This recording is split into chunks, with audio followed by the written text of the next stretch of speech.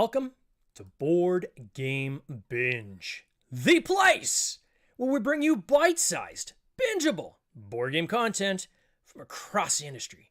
I'm your host, James Staley, and in this episode, we're chatting with Peter Hayward, an award-winning board game designer.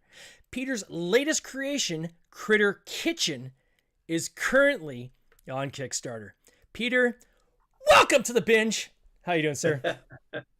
Doing very well. It's a little early in the morning for me, in that it's 11 a.m. and I'm awake. But it's the joyful life of a game designer. I'm like mid-afternoon, just jacked up on coffee, so I'm raring to go. Peter, it's good to see you. I think I first met you. It's always been in passing, like 30 seconds here and there, saying, "Oh, hey, how you doing?" And we kind of bump into each other, and someone like at Origins, for instance, our mutual friend Reed Muscole introduced us. I'm pretty sure I saw you in Toronto at one point. I don't know if it was at a Protospiel or if it was at BreakoCon. Am I imagining this? No, my son lives in Toronto, so I go up there as much as I can, and if I can time it around a convention, then suddenly it's a trip paid for by work for me to see my son. Oh, perfect. So that I'm not crazy. Okay, perfect. So, No, I didn't say that. I make no promises in that regard. so Peter, obviously, I don't throw the words prolific around loosely, but I mean, I would definitely say you're a prolific game designer. We're going to get into some of the titles as we kind of talk about your story. But I kind of want to, like in your bio, and will have this kind of in the show notes. But I mean, you started in Australia. Can you give us a quick like snippet on how you ended up in West Coast USA? Yeah, it's being described as the Rube Goldberg machine of immigration because I currently live in Hollywood. I'm in North Hollywood right now. That's where my Yeah. apartment is, and I moved here to become a screenwriter. Mm. But if you're at all familiar with moving to America, one does not simply walk into the US. So in order to get to America, I had to get a visa.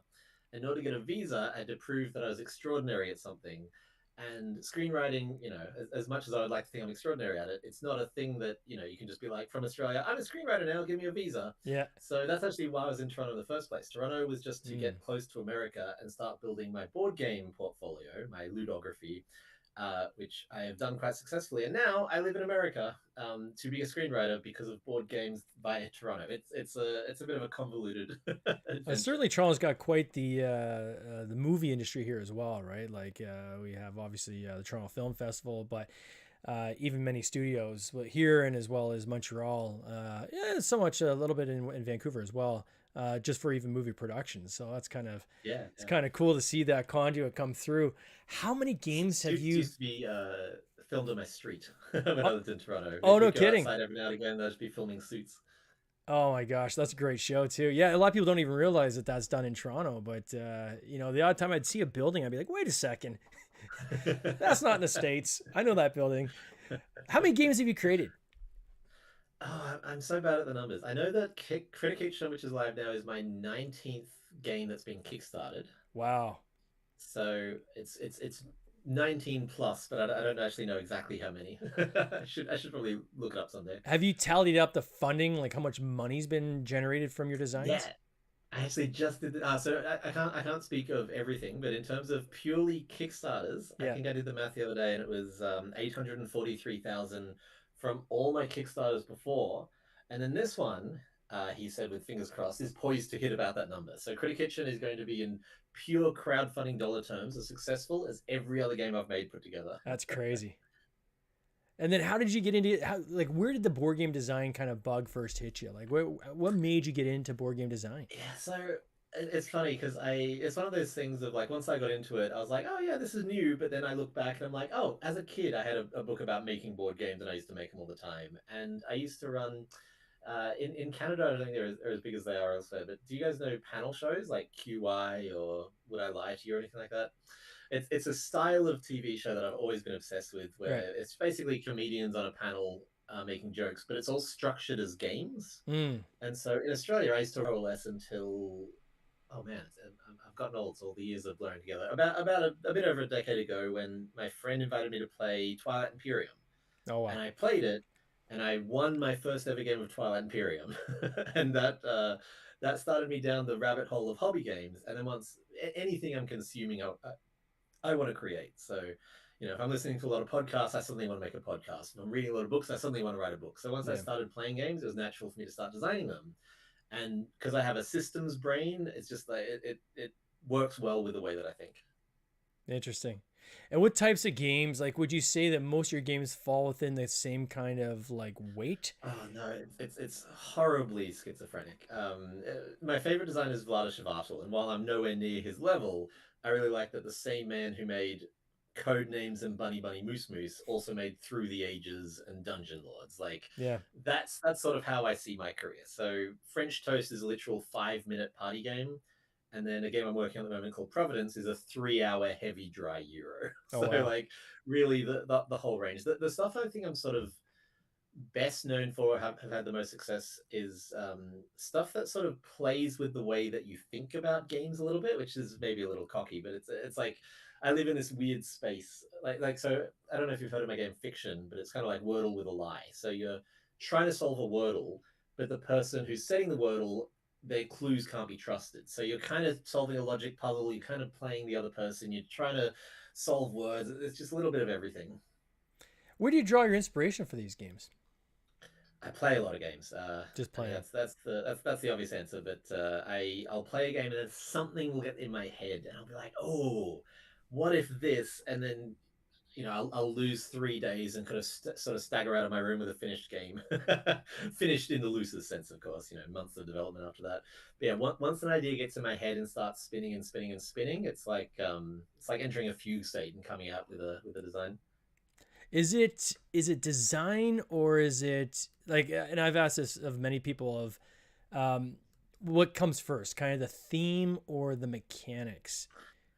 So I'm the reductive way to say it is I am definitely mechanics first, Yeah. but I've been thinking about this a lot because, as I mentioned, I'm also a screenwriter and I do various other creative stuff, and I've been thinking about this specifically, and I think all of my ideas come from tension, which is mechanic slash a little bit atmosphere, but like if there's a central tension, once I have that, that's the thing that kind of gets stuck in my head. Hmm. So all my games are tension first, if that answers the question even Yeah.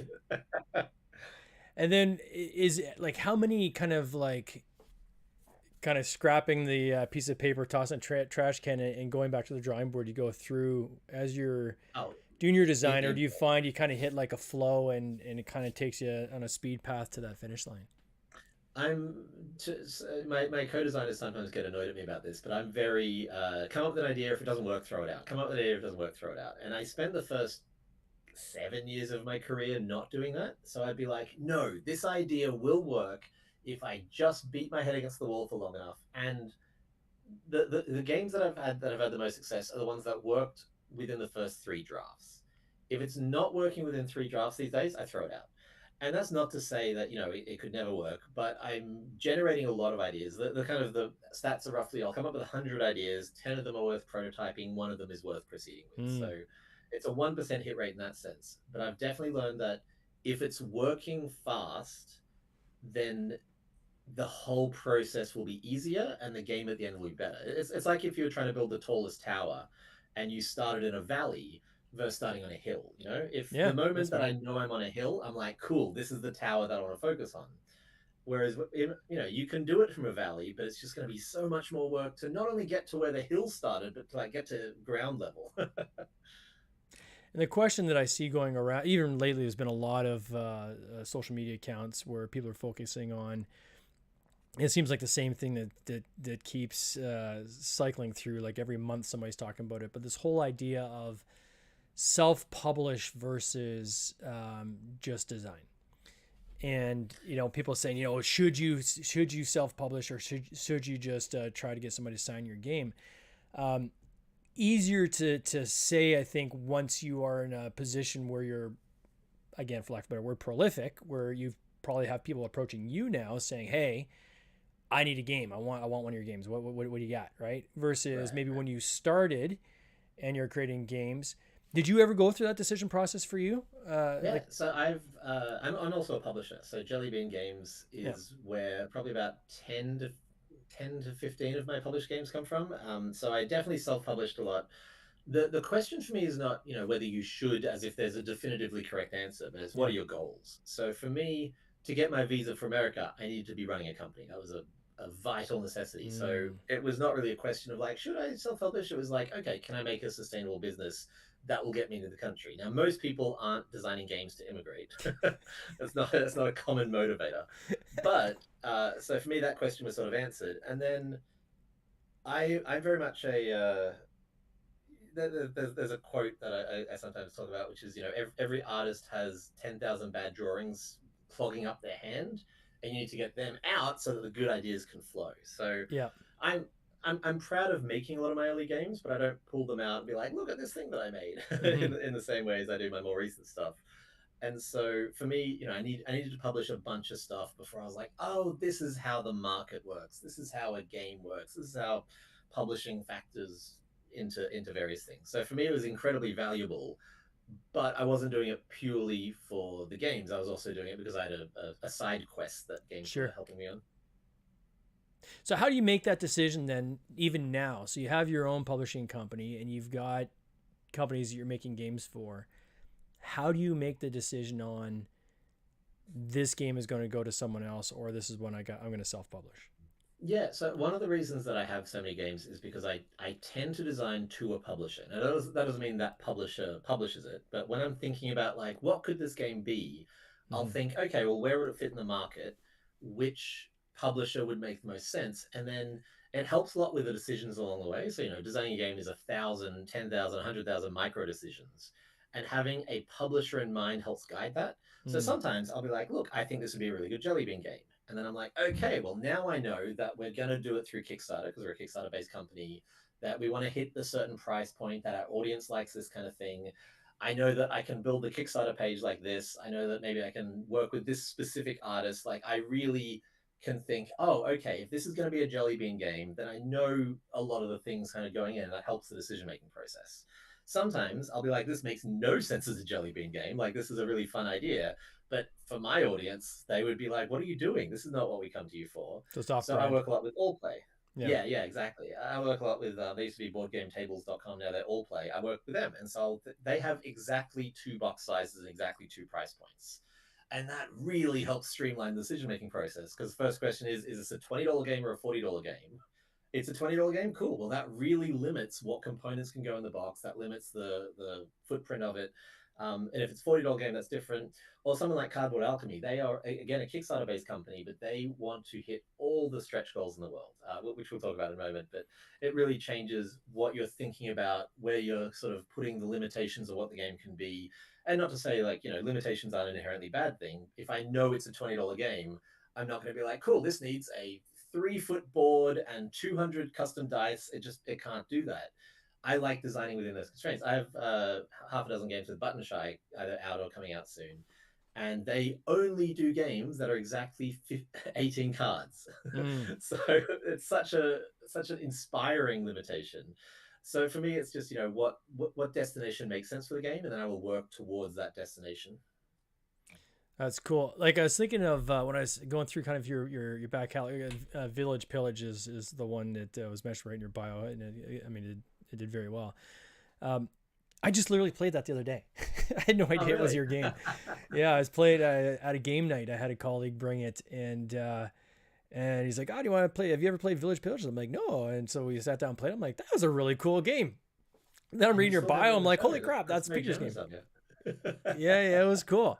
So a game like Critter Kitchen then, was that one where you had kind of that concept flushed out, or did you say no, I'm going to go to Cardboard Alchemy, I'm going to make a game for them following up the kind of the whole Flamecraft vibe? Like what was kind of the decision process there?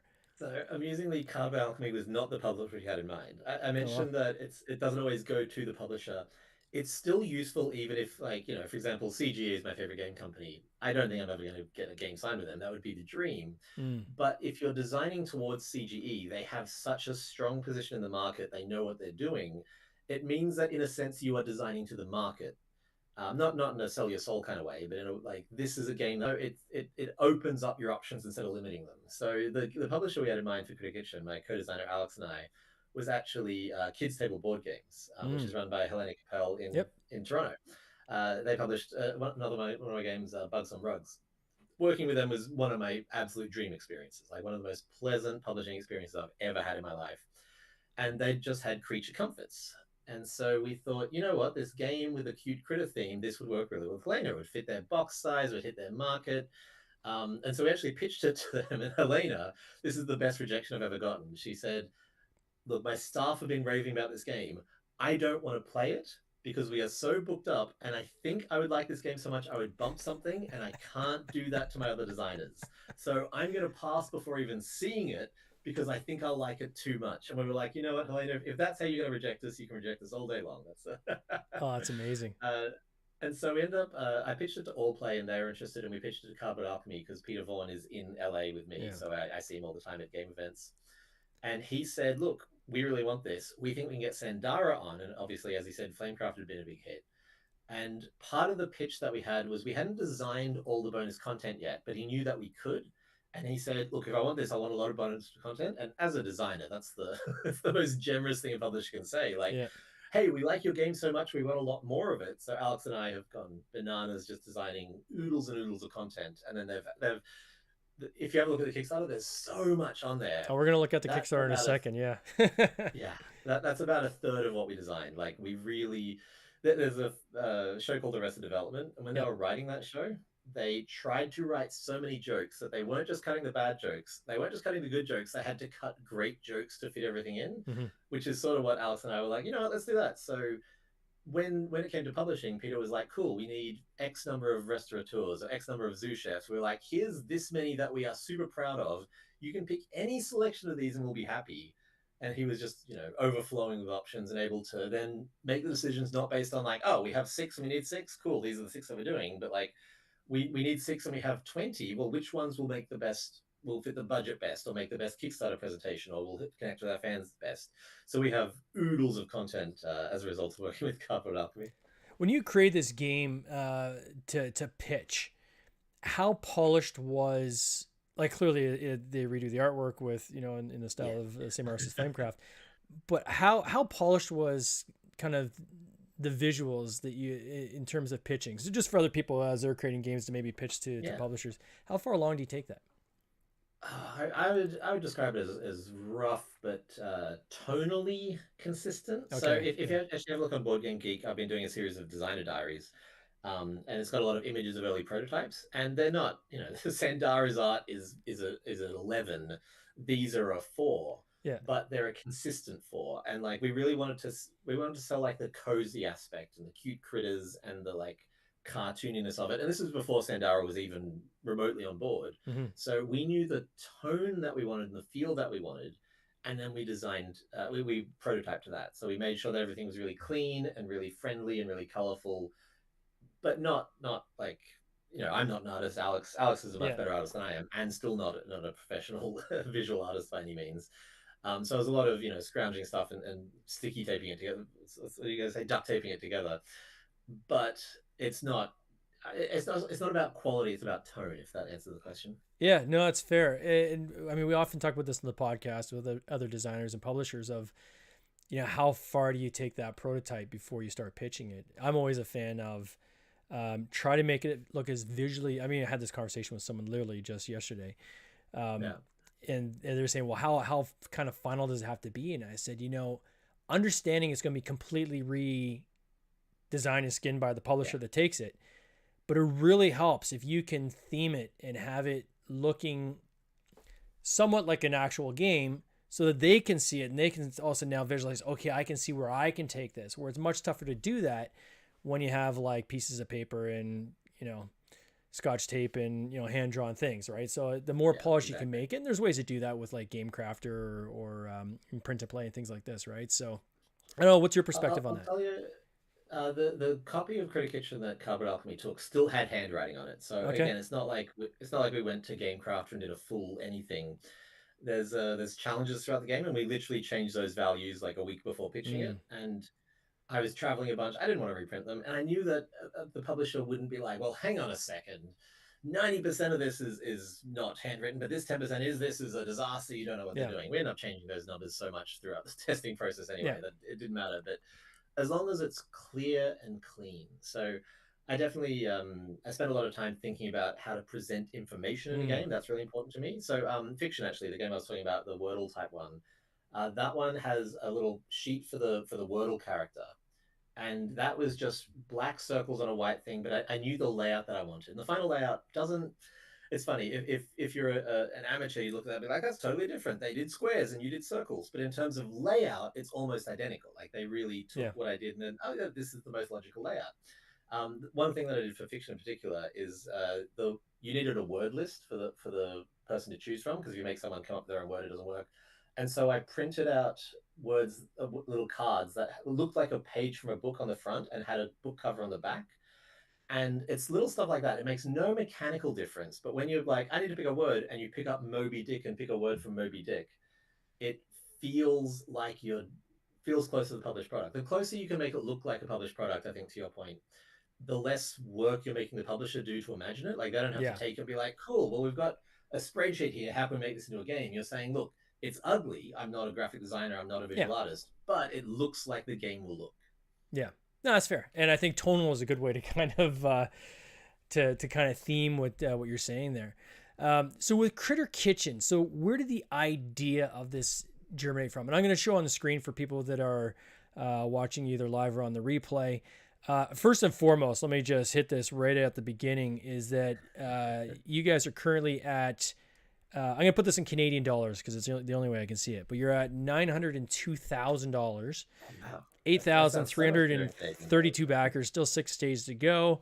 As everybody knows, the last 48 hours there's a hockey stick, right? So you just see your pledges jump up. So for sure, this will hit a million Canadian. It'll be interesting to see where it lands in US dollars, but.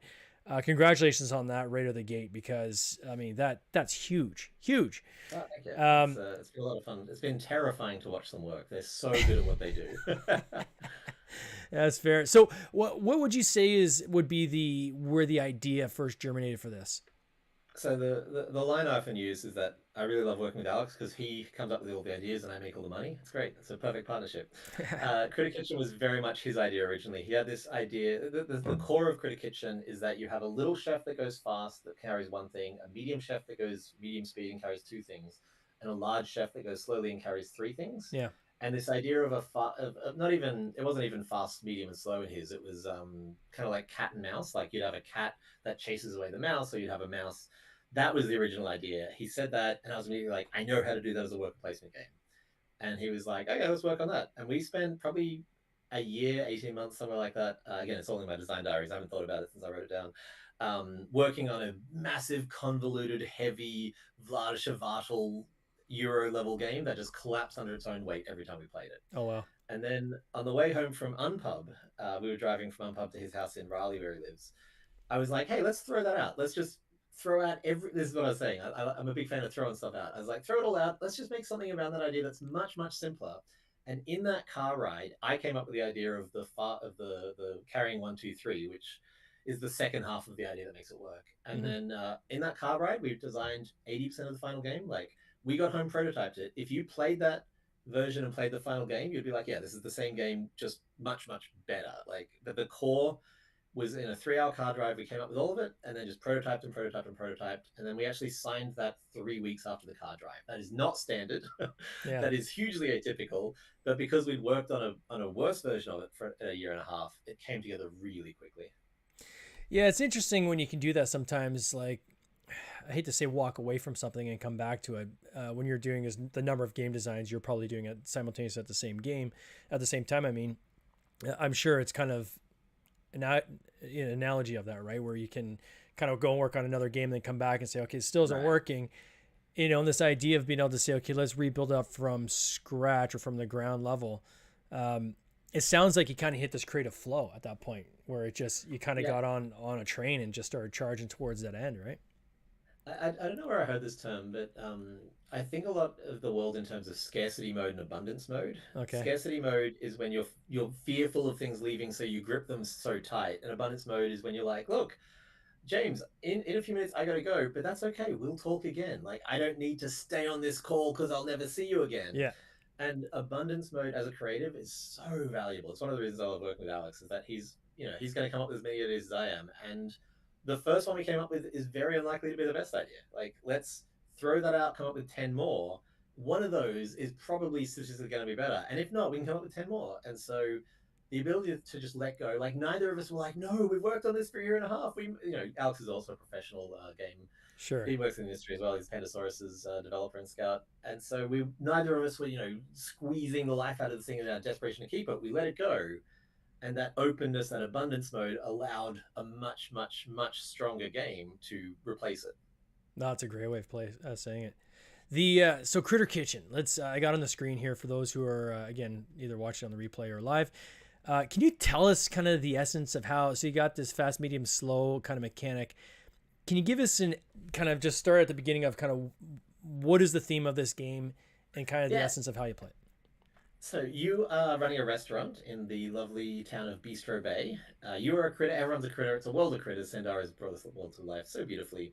And it is restaurant week. At the end of the week, a critic is coming, and you want to impress them with the fanciest meal.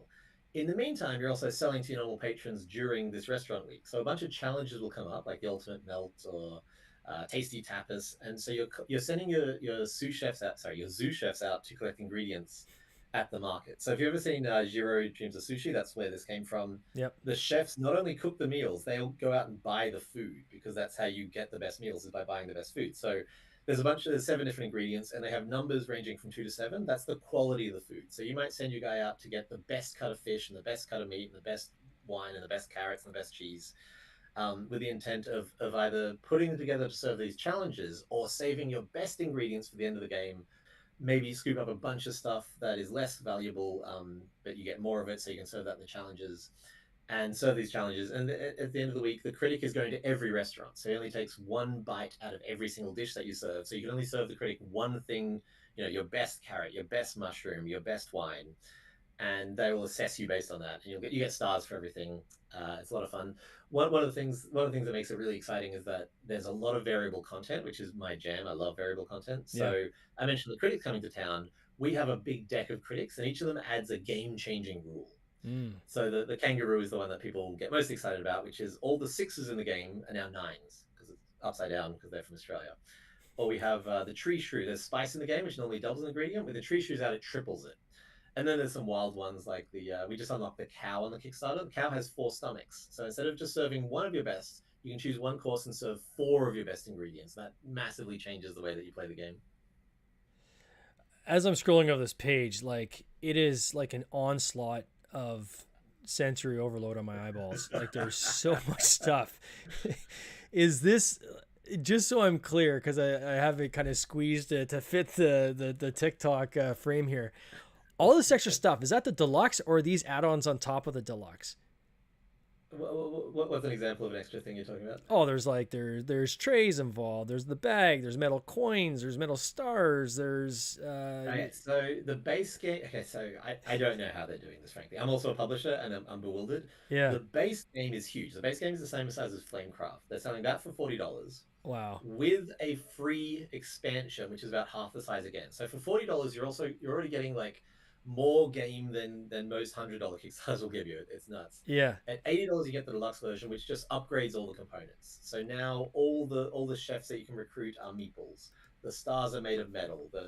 The coins are metal coins now. Like, everything is upgraded. And then they have this is the most ridiculous thing. They have a $160 pledge, which is a bunch of critter themed merchandise. So you can get like oven gloves, and you can get tea towels, and you can get a tote bag. So $40 will get you so much by itself. If you want the deluxe version, $80, and if you just want to fill your kitchen with all things critter related, the $160 pledge. Wow. Yeah, it is like, deluxe is probably not the right word for it. Like, I would say like premium. Is that a strong enough word? I don't know. Like, premium, deluxe, plus triple. Yeah, exactly. Like, there's so much stuff, and like the page just stops scrolling, because the page doesn't stop scrolling. It goes on infinitely. Apparently, it just keeps going and going and going. They've done an incredible job. Every day they're just adding new sections. They're like, hey, we want to talk more about the game's world. We've got a lore section now. Yeah, and I'm just like, what? Wow! Like, it's such a labor of love for them. And a gazillion different like stretch goals that have been unlocked, and yeah. Wow. That's crazy. So after this, so this is now, I'm sure, a very exciting moment for you to kind of see, you know, it's not confirmation of the work you've done, because obviously you've accomplished quite a bit. But when you start seeing designs hit this kind of level, like, how does it make you feel? Like, is it kind of like happy, obviously, but is it like like, I don't know how, like, I don't even know what the emotions are to describe something like that if I had a design that hit this kind of level. It's been overwhelming. It's been so much. It's just fun. Like Yeah. fun is such a strange word for it, but you know, the lovely thing about this is that they put out the Tabletopia and TTS versions, and we're getting a huge conversion rate from that. So it's a lot of people being like, I'm not sure about this. Let me play it. Oh, I need to have this game. Like, we have people Yeah. in the Cardboard Alchemy Discord who are just playing it every day because, like, this game, I'm so proud of it. I think Alex and I have created something that's really interesting and like adjacent. Like I said earlier, like, my designs kind of are often adjacent to what's out there, Yeah. and it's connecting with people. And obviously, Sandara's art is a huge selling point. But I think that when this game ships next year, people will be delighted. So it's just been really lovely. I don't expect every game to be successful. It's impossible for every game to be this successful. Yeah. I just like making stuff. It's like telling any artist, okay, now just create another #1 hit, right? It's like, yeah. Cool. It's been very gratifying to see, like, Alex and I have been building up our portfolios and seeing it kind of pay off like this, and it opens doors and stuff like that. I got some other cool stuff coming out. I work, like I said, with Button Shy. They're making a little 18-card game, which is a movie. I think it's the first ever cooperative trivia game. It's like a movie trivia game, but it's cooperative and you can play it solo. It's called Apropos of Movies. And that one's coming out soon. Is that with Jelly Bean, or who's publishing that one? Button Shy. Button Shy, yeah.